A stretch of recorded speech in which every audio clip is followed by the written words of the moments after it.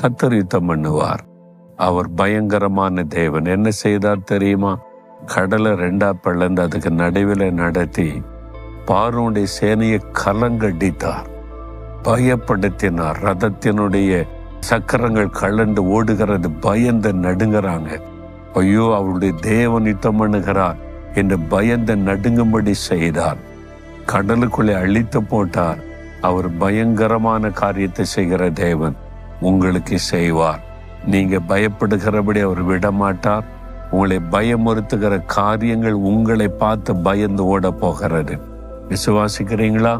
விசுவாசத்தோட சொல்லுங்க, என்னோடு இருக்கிற என் ஆண்டவர் வல்லமையும் பயங்கரமான தேவன்.